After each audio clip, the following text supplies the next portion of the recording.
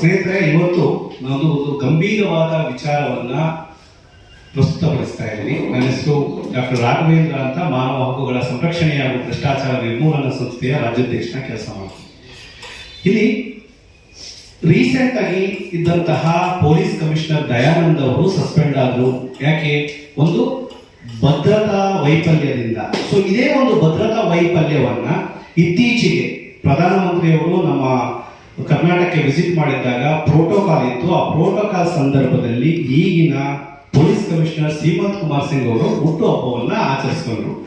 ಹುಟ್ಟುಹಬ್ಬದಲ್ಲಿ ವಿಶೇಷ ಏನು ಅಂತಂದ್ರೆ, ರೋಡಲ್ಲಿ ಟೇಬಲ್ ಹಾಕೊಂಡು ರಸ್ತೆಯಲ್ಲೇನೆ ACP ರೀನಾ ಸುವರ್ಣ ಅವರು ಆ ಒಂದು ಜವಾಬ್ದಾರಿಯನ್ನ ತಗೊಂಡು ಫಂಕ್ಷನ್ ನ ಮಾಡಿದ್ರು. ಪೊಲೀಸ್ ಮ್ಯಾನ್ಯುವಲ್ ಪ್ರಕಾರ ಯಾವುದೇ ಒಂದು ಸೆಲೆಬ್ರೇಷನ್ 3 ರಿಂದ 4 ಜನ ಇದ್ದಾರೆ ಅಂತಂದ್ರೆ ಒಂದು ಫಂಕ್ಷನ್ ಮಾಡಿ, ಒಬ್ಬರು ಖುಷಿ ಪಡಿಸ್ಬೇಡಿ ಅಂತ ನಾವು ಹೇಳ್ತಿಲ್ಲ. ಅವ್ರ ಬಾಸು ಅಥವಾ ಅವ್ರ ಕಮಿಷನ್ ಖುಷಿ ಪಡಿಸ್ಬೇಕಾಗಿತ್ತು, ಖುಷಿ ಪಡಿಸ್ತೀರಿ. ಆದ್ರೆ ಅದಕ್ಕೆ ಒಂದು ಫಂಕ್ಷನ್ ಮಾಡಬೇಕಾಗತ್ತೆ, ಅದಕ್ಕೆ ಒಂದು ಔತಣ ಕೂಟ ಕೊಡ್ಬೇಕಾಗತ್ತೆ. ಹೀಗೆ ನಡು ರಸ್ತೆಯಲ್ಲಿ ನಾವು ಏನನ್ನ ಹೇಳಕ್ಕೆ ಪ್ರಯತ್ನ ಪಡ್ತಾ ಇದ್ದೀವಿ.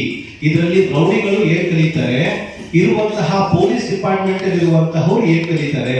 ಈಗ ಪ್ರತಿ ಪೊಲೀಸ್ ಸ್ಟೇಷನ್ ಅಲ್ಲಿ ಇನ್ಸ್ಪೆಕ್ಟರ್ಗಳು ಇನ್ನು ಮೇಲೆ ಹುಟ್ಟುಹಬ್ಬವನ್ನ ಆಚರಿಸ್ಕೊಂಡ್ರೆ ಕ್ರಮ ಜರುಗಿಸೋದಕ್ಕೆ ನಮಗೆ ನೈತಿಕತೆ ಇರುತ್ತಾ? ಮೊನ್ನೆ ಕಮಿಷನರ್ಗೆ ಈ ನೈತಿಕತೆ ಇರುತ್ತಾ? ಸೊ ಲಾಸ್ಟ್ ಟೈಮು ಅಂಬರೀಷ್ ಅನ್ನೋ ಒಬ್ಬ ಇನ್ಸ್ಪೆಕ್ಟರ್ ಭೈರತಿ ಅವರ ಮನೆ ಫಂಕ್ಷನ್ಗೆ, ಬರ್ಡೇಗೆ ಅಂತ ಹೋದಾಗ ಅವನ್ನ ಸಸ್ಪೆಂಡ್ ಮಾಡಲಾಯಿತು. ಯಾಕೆ? ನಿರ್ಲಕ್ಷ್ಯ ಆಫ್ ಡಿಲೇ ಹಾಗೂ ನಾವು ಏನನ್ನ ಪ್ರೊಜೆಕ್ಟ್ ಮಾಡಕ್ ಟ್ರೈ ಮಾಡ್ತಾ ಇದ್ದೀವಿ ಅಂತ. ಸೊ ಅದೇ ಪರಿಸ್ಥಿತಿ ಇವತ್ತು ಮಾನ್ಯ ಕಮಿಷನರ್ ಹತ್ರ ಇದೆ, ಅವರ ಜವಾಬ್ದಾರಿಯಲ್ಲಿದೆ. ಇವರು ಬೆಂಗಳೂರು ಸಿಟಿಯ ಇಂಟೆಲಿಜೆಂಟ್ ಕ್ಯಾಪ್ಟನ್, ಅವರೇ head of intelligence. So intelligence ಅಲ್ಲಿ ಒಬ್ಬ ಪ್ರೈಮ್ ಮಿನಿಸ್ಟರ್ ಇಲ್ಲಿ ಬಂದಿದ್ದಾರೆ ಅಂದ್ರೆ ಒಂದು ನ್ಯಾಷನಲ್ ಸೆಕ್ಯೂರಿಟಿ ಕನ್ಸರ್ನ್. ಅವರು ಇಲ್ಲಿ ಫ್ಲೈಟ್ ಹತ್ತಿ ಡೆಲ್ಲಿಗೆ ಹೋಗಿ, ಅಂದ್ರೆ ಇಲ್ಲಿ ಫ್ಲೈಟ್ ಹತ್ತೋವರೆಗೂ ನಮ್ಮ ರೆಸ್ಪಾನ್ಸಿಬಿಲಿಟಿಯಲ್ಲಿ ಬರುತ್ತೆ. ಆದ್ರೆ ಇವತ್ತು ಆ ರೆಸ್ಪಾನ್ಸಿಬಿಲಿಟಿಯನ್ನ ಗಾಳಿಗೆ ತೂರಲಾಗಿದೆ. ಇದು ನಮ್ಮ ನೇರವಾದ ಅಲಿಗೇಷನ್. ಸೊ ಪೊಲೀಸ್ ಕಮಿಷನರು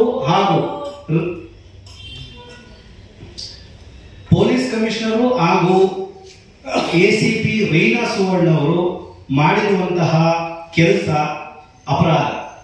ಇದನ್ನ ಅವರಿಲ್ಲ ಅಂತ ಹೇಳೋದಾದ್ರೆ, ಕೆಲವು ಮೂಲಗಳ ಪ್ರಕಾರ ನಮ್ಗೆ ಹೇಳ್ತಿರೋದು, ಸರ್ ಪ್ರೈಮ್ ಮಿನಿಸ್ಟರು ಇಲ್ಲಿಂದ ಹೋದ್ಮೇಲೆ ಸೆಲೆಬ್ರೇಷನ್ ಮಾಡಿದ್ರು ಅಂತ. ನನಗೆ ಸುಮಾರು ಮಾಧ್ಯಮ ಮಿತ್ರರು ಹೇಳಿದ್ರು, ಸರ್ ಇಲ್ಲ, ಅದು ತುಂಬಾ ಚಿಕ್ಕ ವಿಷಯ, ಬಿಟ್ಟು ಹೋದಾದ್ಮೇಲೆ ಮಾಡಿದ್ರು ಅಂತ. ನನ್ನ ಪ್ರಶ್ನೆ ಇಷ್ಟೇ, ಬಿಟ್ಟು ಹೋದಾದ್ಮೇಲೆ ಮಾಡಿದ್ರೆ ಯಾರಿದ್ರೆ ನನಗೆ ಕನ್ಫರ್ಮ್ ಮಾಡೋದು? ಇವರು ಪ್ರೈಮ್ ಮಿನಿಸ್ಟರು ಕರ್ನಾಟಕವನ್ನ ಬಿಟ್ಟಾದ್ಮೇಲೆ ಸೆಲೆಬ್ರೇಟ್ ಮಾಡಿದೀರಿ ಅಂತ ಯಾರಾದ್ರೂ ಒಬ್ರು ನನಗೆ ಕನ್ಫರ್ಮೇಶನ್ ಕೊಡಬೇಕು, ಅದು ರೈಟಿಂಗ್ ಅಲ್ಲಿ ಕೊಡಬೇಕು. ಸೊ ಇಲ್ಲಿ ಯಾರು ಇಲ್ಲ. ಒಂದ್ ಪಕ್ಷ ರೈಟಿಂಗ್ ಅಲ್ಲಿ ಕೊಟ್ರೆ ನಾವು ಸೆಲೆಬ್ರೇಷನ್ ಮಾಡಿದ್ ನಿಜ ಅನ್ನೋದಿದೆ. ಸೊ ನಮ್ಮ ಹತ್ರ ಇವತ್ತು ಫೋಟೋ ಆಧಾರಗಳಿದ್ದಾವೆ, ನಾನು ಫೋಟೋ ಕಾಪಿಗಳನ್ನು ನಿಮಗೆ ಹಂಚ್ತೀನಿ. ಇದು ಬಿಟ್ಟು ಅವ್ರ ಬರ್ಡೇ ಸೆಲೆಬ್ರೇಟ್ ಮಾಡಿರೋ ಫೋಟೋವನ್ನ ಕೊಟ್ಟಿದ್ದೀವಿ. ಇದು ಬಿಟ್ಟು ನಾನು ಆರ್ಟಿಕಲ್ ಅಲ್ಲಿ ಲೀಗಲ್ ಡಿರೆಕ್ಷನ್ಸ್ ಗಳು ಏನೇನಿದಾವೆ, ಯಾವ್ಯಾವ ಸೆಕ್ಷನ್ ಅಂಡರ್ ಅಲ್ಲಿ ಬರುತ್ತೆ ಅನ್ನೋದನ್ನ ನಾನು ಮೆನ್ಷನ್ ಮಾಡಿದ್ದೀನಿ. ಅತಿ ಇಂಪಾರ್ಟೆಂಟ್ ಅಲ್ಲಿ ಅಲ್ಲಿ ಸೆಲೆಬ್ರೇಟ್ ಮಾಡಿರುವಂತಹ ಎಲ್ಲಾ ಪೊಲೀಸ್ ಅಫಿಷಿಯಲ್ಸ್ ಸಮವಸ್ತ್ರದಲ್ಲಿ ಇದ್ದಾರೆ. ಸೊ ಹಾಗಾಗಿ ಸಮವಸ್ತ್ರವನ್ನ ಧರಿಸಿ ಇವರು ಮಾಡಿರೋದು ಅಕ್ಷಮ್ಯ ಅಪರಾಧ. ಅದಕ್ಕೆ ಒಂದು ಗೌರವ ಅಂತ ಇದೆ, ಆ ಗೌರವವನ್ನ ಇವರು ಕೊಡಬೇಕಾಗಿತ್ತು. ಹಾಗೂ ಇವರು ಸೀನಿಯರ್ ಮೋಸ್ಟ್ IPS ಆಫೀಸರು. ಇಂಥವರು ಈ ರೀತಿ ನಿದರ್ಶನ ಕೊಡೋದು ತಪ್ಪು. ಇದ್ರ ಜೊತೆಯಲ್ಲಿ ವೆರಿ ವೆರಿ ಇಂಪಾರ್ಟೆಂಟ್, ಕರ್ನಾಟಕದಲ್ಲಿ ಕಾಂಗ್ರೆಸ್ ಸರ್ಕಾರ ಇದೆ, ಬಂದಿರುವಂತಹ ಪ್ರೈಮ್ ಮಿನಿಸ್ಟರು ಬಿಜೆಪಿ ಪಕ್ಷಕ್ಕೆ ಸೇರಿದವರು. ಇದರಿಂದ ಗಲಭೆಗಳಾಗುವಂತಹ ಸಾಧ್ಯತೆಗಳಿತ್ತು, ಇರ್ಬೋದಾಗಿತ್ತು. ಒಂದು ಪಕ್ಷ ಏನಾದರೂ ಹೆಚ್ಚು ಕಡಿಮೆ ಆಗಿದ್ರೆ ದೇಶ ನಮ್ಮ ಬೆಂಗಳೂರು ಹತ್ರ ನೋಡೋದು. ಈಗ ಆಲ್ರೆಡಿ ಸ್ಟ್ಯಾಂಪೇಡ್ ಅಲ್ಲಿ ಸತ್ತಂತವ್ರಿಗೆ ಜನಗಳು ನಕ್ಕಿದ್ದಾರೆ. ಏನಪ್ಪ, ಒಂದು ಕಾರ್ಯಕ್ರಮವನ್ನ ನೀವು ಆಯೋಜಿಸಕ್ಕಾಗಲ್ಲ ಅಂತ ಹೇಳಿ ನಕ್ಕಿ ಒಬ್ಬ IPS ಆಫೀಸರ್ನ ಸಸ್ಪೆಂಡ್ ಮಾಡಿರುವಂತಹ ನಿದರ್ಶನ ನಮ್ಮ ಕಣ್ಮುಂದೆ ಇದೆ. ಮತ್ತೆ ಈಗ ತಾನೇ ಬಂದಿರುವಂತಹ IPS ಆಫೀಸರು ಮತ್ತೆ ಇದನ್ನೇ ಮಾಡಿದ್ರೆ ನಾವು ಏನ್ ಮೆಸೇಜ್ ಅನ್ನ ಕೊಡಕ್ಕೆ ಪ್ರಯತ್ನ ಪಡ್ತಾ ಇದ್ದೀವಿ. ಸೊ ಹಾಗಾಗಿ ಇದ್ರ ಮೇಲೆ ಕ್ರಮ ಆಗಬೇಕು. ಆ ಕ್ರಮ ಆಗಿಲ್ಲ ಅಂತಂದ್ರೆ ಮುಂದಿನ ಹಂತದ ಹೋರಾಟವನ್ನ ನಾನು ಹಮ್ಮಿಕೊಳ್ತಾ ಇದ್ದೀನಿ. ಇದನ್ನ ನೆಕ್ಸ್ಟ್ ಲೆವೆಲ್ ಎಸ್ಕಲೇಟ್ ಮಾಡೋಕೆ ಹೋಗ್ತಾ ಇದ್ದೀನಿ. ಇಲ್ಲಿ ಸರ್ಕಾರದಲ್ಲಿರುವಂತಹ ಇವತ್ತು ಸೆಷನ್ ನಡೀತಿದೆ, ಯಾಕೆ ಸರ್ಕಾರ ಕ್ವಶನ್ ಮಾಡ್ತಿಲ್ಲ ಅಂತ ಗೊತ್ತಿಲ್ಲ. ಏನಾದರೂ ಹೆಚ್ಚು ಕಡಿಮೆ ಆಗಿದ್ರೆ ಇದು ಕಳಂಕ, ಸರ್ಕಾರಕ್ಕೆ ಒಂದು ದೊಡ್ಡ ಕಳಂಕವಾಗಿರೋದು. Life time example Rajiv Gandhi assassination ಏನಾಯಿತು, ಅದು ಫಾರ್ ಎವರ್ ಲೈಫ್ ಟೈಮ್ ಅಲ್ಲಿ ತಮಿಳುನಾಡಲ್ಲಿ ಆಯ್ತಪ್ಪ ಅನ್ನೋ ಒಂದು ತಲೆಯಲ್ಲಿ ಬಂದಿದೆ. ಅಂತಹ ಒಂದು ಪರಿಸ್ಥಿತಿಯನ್ನ ನಮ್ಮ ಕರ್ನಾಟಕ ರಾಜ್ಯ ಅನುಭವಿಸಬಾರದು. ಹಾಗೂ ಡಿರ್ಲಿಕ್ಷನ್ ಎಲ್ಲಾದ್ರೂ ಯಾರಾದ್ರೂ ಒಬ್ರು ವಾಯ್ಸ್ ಮಾಡಬೇಕು, ಅದನ್ನ ಪ್ರಶ್ನೆ ಮಾಡಬೇಕು ಅಂತ ಹೇಳಿ ನಾನಿವತ್ತು ಪ್ರೆಸ್ ಮೀಟ್ ಅನ್ನ ಕರೆದಿರೋದು. ಸೊ ಹಾಗಾಗಿ ನಿಮ್ಗೆ ಏನಾದ್ರು ಪ್ರಶ್ನೆಗಳಿದ್ರೆ ನಾವು ಅದಕ್ಕೆ. ಹೌದು, ವೈಟ್ ಫೀಲ್ಡ್ ಹೌದು. ಅಲ್ಲಿ ಅಂದ್ರೆ ಪ್ರೈಮ್ ಮಿನಿಸ್ಟರ್ ಬಂದು ಹೋಗುವಾಗ ತಮ್ಮ ಬರ್ತಡೇ ಆಚರಣೆ ಬಂದು ಹೋಗಿಲ್ವಾ ಅದು ನನಗೆ ಗೊತ್ತಿಲ್ಲ. ಬಟ್ ಪ್ರೋಟೋಕಾಲ್ದು ಟ್ಯಾಗು ಕಮಿಷನರ್ ಕತ್ತಲಿದೆ, ಪ್ರೋಟೋಕಾಲ್ ಟ್ಯಾಗು ಪ್ರತಿಯೊಬ್ಬ ಅಧಿಕಾರಿಗಳ ಕತ್ತಲಿದೆ. ಸೊ ಹಾಗಾಗಿ ನಾನ್ ಕನ್ಸಿಡರ್ ಮಾಡೋದು ಪ್ರೋಟೋಕಾಲ್ ಸಮಯದಲ್ಲಿ ಸೆಲೆಬ್ರೇಷನ್ ಮಾಡವ್ರೆ ಅಂತ. ಇಲ್ಲ ಅಂತ ಅಂದ್ರೆ ಅವರು ನನಗೆ ರೈಟಿಂಗ್ ಅಲ್ಲಿ ಕೊಡ್ಬೇಕಾಗುತ್ತೆ. ಇಲ್ಲ ಸರ್, ಪ್ರೈಮ್ ಮಿನಿಸ್ಟರ್ ಹೋದಾದ್ಮೇಲೆ ನಾವು ಮಾಡೋದು. ಯಾರು ಕನ್ಫರ್ಮ್ ಇಲ್ಲ ಅಂತ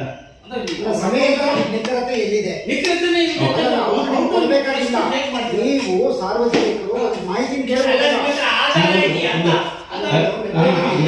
ಒಬ್ಬೊಬ್ಬರೇ ಕೇಳಿದ್ರೆ ನಾನು ಇನ್ನೂ ಒಂದು ಅರ್ಧ ಗಂಟೆ ಮಾತಾಡ್ತೀನಿ. ಅಭಿಪ್ರಾಯ ಏನು ತೊಂದರೆ ಇಲ್ಲ. ಸಮಯದ ನಿಖರತೆನಾ, ನಾವು ಇಲ್ಲಿ ಸಮಯದ ನಿಖರತೆಯನ್ನ ಪ್ರಶ್ನೆ ಮಾಡ್ತೀವಿ. ನಾವು ಮಾಡ್ತಾ ಇರೋದು ಡಿರ್ಲಿಕ್ಷನ್ ಆಫ್ ಡ್ಯೂಟಿ.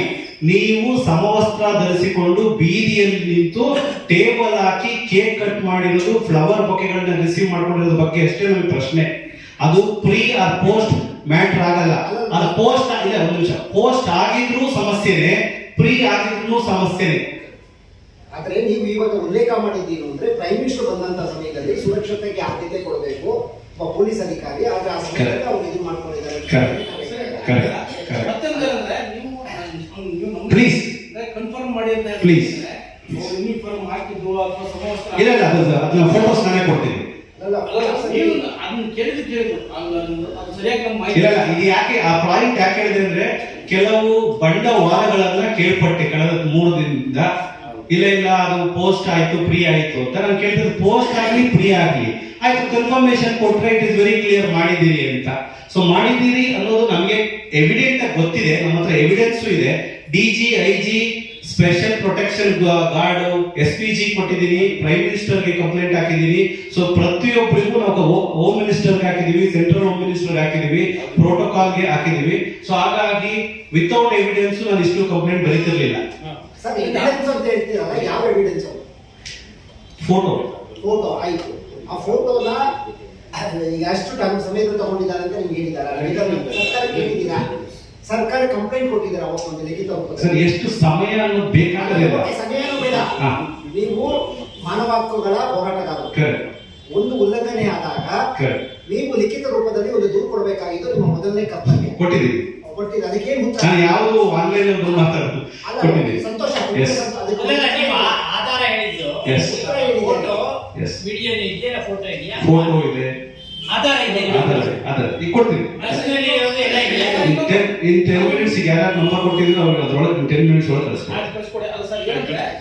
ಒಬ್ಬ ಆಫೀಸರ್ಸ್, ಒಬ್ಬ ನೌಕರ ಇದ್ದಾಗ ಬಹುತೇಕ ಸಹಜವಾಗಿ ನಾವು ಗಮನಿಸಿರೋದು ಅವರ ಹುಟ್ಟು ಹಬ್ಬನ ಆಚರಿಸ್ಕೊಳ್ಳೋದು. ನಮ್ಮ ಇವರು ಯಾರು ಚೀಫ್ ಹುಟ್ಟುಹಬ್ಬ ಆಚರಿಸ್ಕೊಳ್ತಾರೆ, ಅವರು ಅದನ್ನ ನಾವು ಅದನ್ನ ಆಚರಿಸ್ಕೊಂಡ್ರು ಅನ್ನೋದಿದೆಯಲ್ಲ, ಅದನ್ನು ನೀವು ದೊಡ್ಡ ಮಟ್ಟದಲ್ಲಿ ಇದನ್ನ ಮಾಡ್ಕೊಳ್ಳೋದು ಎಷ್ಟು ಮಟ್ಟಿಗೆ ಸರಿ ಅಂತ ನಾನು ಕೇಳ್ತೇನೆ. ನಾನು ಬಹುತೇಕವಾಗಿ ಎಲ್ಲ ಆಫೀಸರ್ಗಳು ಚೀಫ್ ಇದ್ದಾರೆ ಅಂದ್ರೆ ಸಾಹೇಬ್ ಹುಟ್ಟಿದಬ್ಬ ಇದೆ ಅಂತ ಹೇಳಿ ಅದರ ಅಧೀನ ನೌಕರರು ಕೂಡ ಆಚರಣೆ ಮಾಡ್ತಾರೆ. ಅವರು ಬೇಡ ಅಂದ್ರೆ ಸರ್ ಇಲ್ಲೆಲ್ಲ ಈಗ ಯೂನಿಫಾರ್ಮ್ ತೆಗೆದು ಮಾಡ್ಬೇಕು ಬಿಡ್ಬೇಕು ಅಂತ ಕೇಳಿ ಸಮವಸ್ತ್ರದಲ್ಲಿ ಆಚರಣೆ ಮಾಡ್ಕೊಂಡಿದ್ದು ನೈತಿಕವಾಗಿ ತಪ್ಪು ಅಂತ ಹೇಳ್ತಾ ಇದ್ದೀರಾ ನೀವು? ಎಸ್, ಇದು ನೈತಿಕವಾಗಲ್ಲ. ಪೊಲೀಸ್ ಮ್ಯಾನ್ಯುಯಲ್ ಪ್ರಕಾರ ಡಿರ್ಲಿಕ್ಷನ್ ಆಫ್ ಡ್ಯೂಟಿ, ಇದನ್ನ ಸಸ್ಪೆಂಡ್ ಮಾಡಬಹುದು, ಡಿಪಾರ್ಟ್ಮೆಂಟಲ್ ಎನ್ಕ್ವೈರಿ ಮಾಡಬಹುದು, ಕ್ರಿಮಿನಲ್ ಅಫೆನ್ಸ್ ಮಾಡಬಹುದು, FIR ಮಾಡಬಹುದು. ಸೆಕ್ಷನ್ 188, ಸೆಕ್ಷನ್ 269, ಸೆಕ್ಷನ್ 341, ಸೆಕ್ಷನ್ 166 ಇದನ್ನ ಮೆನ್ಷನ್ ಮಾಡಿ ಸೀನಿಯರ್ ಅಡ್ವೊಕೇಟ್ ಡ್ರಾಫ್ಟ್ ಮಾಡಿ ಕೊಟ್ಟಿರುವಂತಹ ಲೆಟರ್ ಇದು. ಸರ್, ನೀವು ಅದನ್ನ ಕಂಪ್ಲೇಂಟ್ ಕೊಟ್ಟಿದ್ದೀರಾ? Yes sir. ಇದೆಲ್ಲ ಗ್ರೌಂಡ್ಸ್ ಕಂಪ್ಲೇಂಟ್ ಕೊಟ್ಟಿದ್ದೀರಾ? Yes sir. ಏನಿದೆ ಅವರ ಪ್ರತಿಕ್ರಿಯೆ ಏನು ಬಂದಿದೆ? ಏನು ಉತ್ತರ ಏನು ಬಂದಿದೆ? ಸರ್ ಇವತ್ತು ಕರ್ನಾಟಕ ಅಲ್ಲ ದೇಶಾದ್ಯಂತ ಯಾವುದೇ ಕಂಪ್ಲೇಂಟ್ಗೆ ಇಮ್ಮಿಡಿಯೇಟ್ ಆಗಿ 24 hours ಅಲ್ಲಿ ರೆಸ್ಪಾಂಡ್ ಮಾಡಿರೋ ಇತಿಹಾಸನೇ ಇಲ್ಲ. ಸೊ ಹಾಗಾಗಿ ಕಂಪ್ಲೇಂಟ್ ರೂಮ್ ಅಲ್ಲೇ ಅಲ್ಲಿ ಇರುತ್ತೆ. ಅದೆಷ್ಟು ದಿನ ಗೆದ್ದಿಡಿತೋ ಇಡೀಲಿ, ಬಟ್ ನಮ್ಮ ಹೋರಾಟದ ಹಾದಿ ತುಂಬಾ ಉಗ್ರವಾಗಿರುತ್ತೆ. ಇದನ್ನ ನಾವು ಇವತ್ತು ಸ್ಟೇಟ್ ಅಲ್ಲಿ ಇದ್ದೀವಿ, ನ್ಯಾಷನಲ್ ಲೆವೆಲ್ಗೂ ತಗೊಂಡು ಹೋಗುವಂತಹ ಎಲ್ಲ ಸಾಧ್ಯತೆ ಇದೆ ಸರ್. ಸರ್, ನಮ್ಮ ಸಹೋದ್ಯೋಗಿಗಳು ಏನ್ ಕೇಳೋದು ಜನರಲ್ ಆಗಿ, ಎಸ್ ಪ್ರೈಮ್ ಮಿನಿಸ್ಟರ್ ಬಂದಿದ್ರು, ಕರೆಕ್ಟ್, ಕಾರ್ಯಕ್ರಮ ಎಲ್ಲ ಆಯ್ತು. ನಂಗೆ ಗೊತ್ತ ಮಾಹಿತಿ ಪ್ರಕಾರ ಕರೆಕ್ಟ್, ಪ್ರೈಮ್ ಮಿನಿಸ್ಟರ್ ಬಂದು ಹೋಗಿ ಒಂದು ಅರ್ಧ ಗಂಟೆ ನಂತರ ಓಕೆ, ಆ ಕಮಿಷನರ್ ಅಲ್ಲಿ ಇದ್ದಾಗ ಆ ಸ್ಥಳೀಯ ಪೊಲೀಸ್ ಅಧಿಕಾರಿಗಳು ಗೌರವವಾಗಿ ಅವ್ರು ಬರ್ತಡೆ ಅಂತ ಹೇಳಿ ಕ್ಯಾಶುವಲ್ ಆಗಿ ಅವ್ರಿಗೆ ಬುಕ್ಕೆ ಕೊಟ್ಟು ಒಂದು ಕೇಕ್ ಕಟ್ ಮಾಡಿದ್ದಾರೆ ಅಂತ ಹೇಳಿ ನಮ್ಗೆ ಮಾಹಿತಿ. ಪರ್ಫೆಕ್ಟ್, ಅದು ಮಾಹಿತಿ ಅಷ್ಟಾಗಿದೆ. ಪರ್ಫೆಕ್ಟ್. ಅದು ಇಷ್ಟು ದೊಡ್ಡದಾಗಿ ಫಸ್ಟ್ ಲೈನ್ ನಾನು ಪ್ರೆಸ್ ಮೀಟ್ ಸ್ಟಾರ್ಟ್ ಮಾಡಿದಾಗ ಹೇಳಿತ್ತು, ಬರ್ಡೇ ಮಾಡೋದು, ನೀವು ಖುಷಿಯಾಗಿರೋದು, ಅಥವಾ ನಾನಿನ್ನೊಬ್ಬ ನಮ್ಮ ಬಾಸನ್ನ ಖುಷಿ ಮಾಡೋದು ತಪ್ಪಿಲ್ಲ.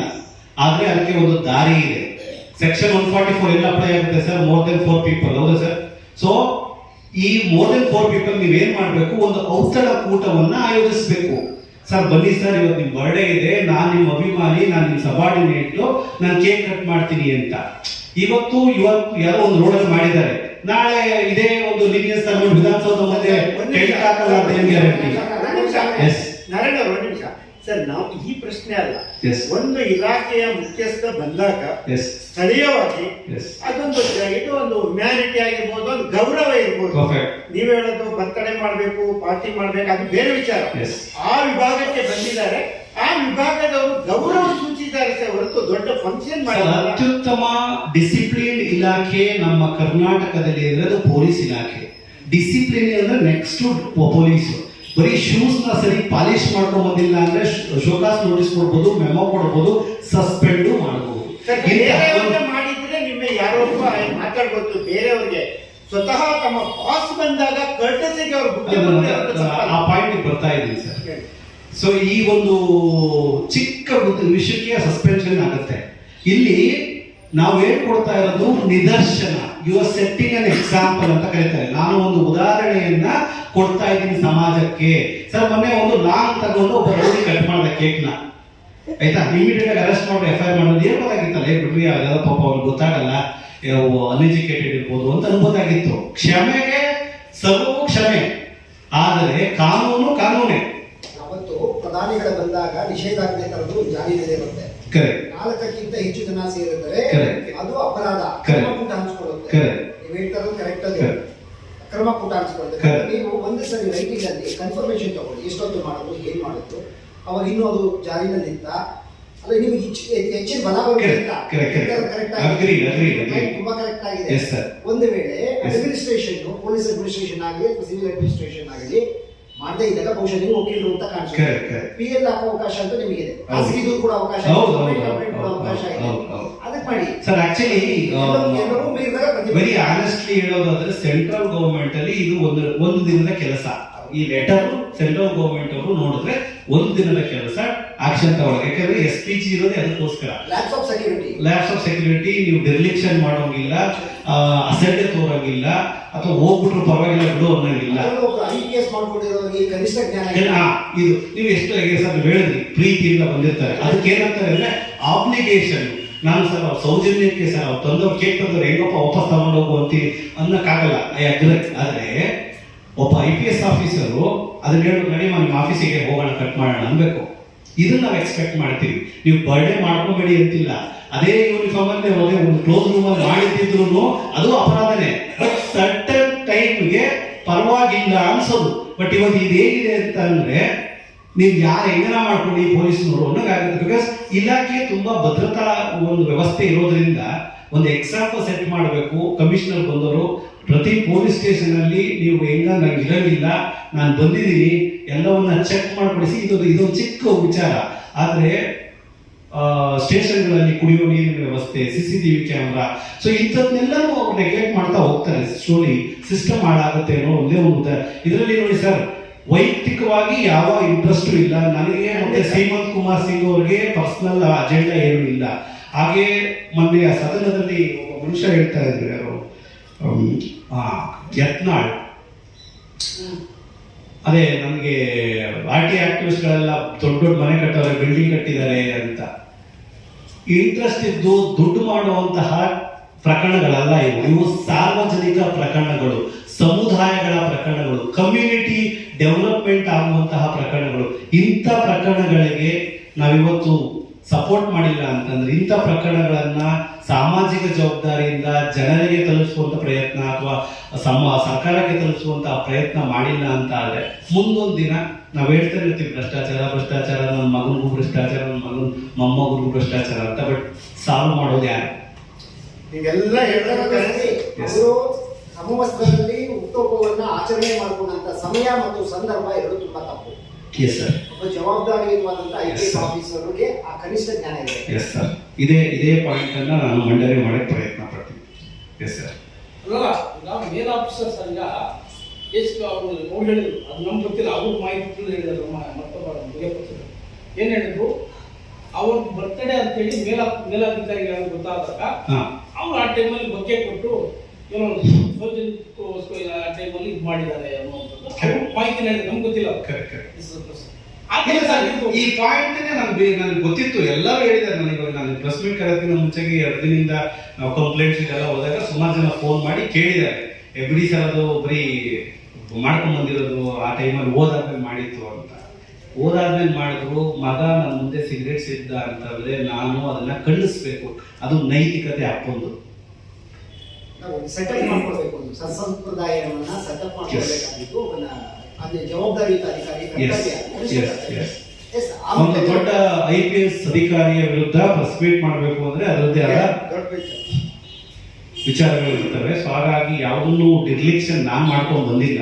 ವೆರಿ ಸ್ಪೆಸಿಫಿಕ್, ಇಷ್ಟೇ ನಮಗೆ ಬೇಕಾಗಿರೋದು. ಒಂದು ಎನ್ಕ್ವೈರಿ ಕಂಡಕ್ಟ್ ಮಾಡಿದ್ರೆ ಗೊತ್ತಾಗುತ್ತೆ. It is not very big deal. ಅಲ್ಲಿರೋ CCTV ಕ್ಯಾಮ್ರಾ ಟೈಮ್ ಹೇಳ್ಬಿಡುತ್ತೆ. ಇಲಾಖಾ ಮುಖ್ಯಸ್ಥರು ಅವ್ರ ಮನೆ ಈಗ ಕಮಿಷನರ್ ಹೋಗಿದ್ದಾರೆ, ಸ್ಥಳೀಯ ಪೊಲೀಸ್ ಅಧಿಕಾರಿಗಳು ಒಂದು ಸೌಜನ್ಯಕ್ಕೆ ಕರ್ಟಸಿಗೆ ಒಂದು ವಿಶ್ ಮಾಡಿದ್ದಾರೆ. ಅದನ್ನಿಟ್ಟು ಪಾರ್ಟಿ ಅದು ಇದು ಅದು ಪ್ರೈಮ್ ಮಿನಿಸ್ಟರ್ ಹೋಗಿ ಅರ್ಧ ಗಂಟೆ ಆದ್ಮೇಲೆ ಇದು ಕಾನೂನು ಚೌಕಟ್ಟಿನಲ್ಲಿ ಎಲ್ಲ ಯಾವ್ದು ಬರಲ್ಲ, ಜನರಲ್ಲಾಗಿ ಇಲಾಖಾ ಮುಖ್ಯಸ್ಥರು ಬಂದಿದ್ದಾರೆ. ಆ ಸ್ಥಳೀಯರು ಅವರಿಗೆ ಒಂದು ಗೌರವ ಸೂಚನೆ ಬುಕ್ಕೆ ಕೊಟ್ಟು ಇದು ಮಾಡಿದ್ದಾರೆ. ವಿಚಾರ ಅಷ್ಟೇ.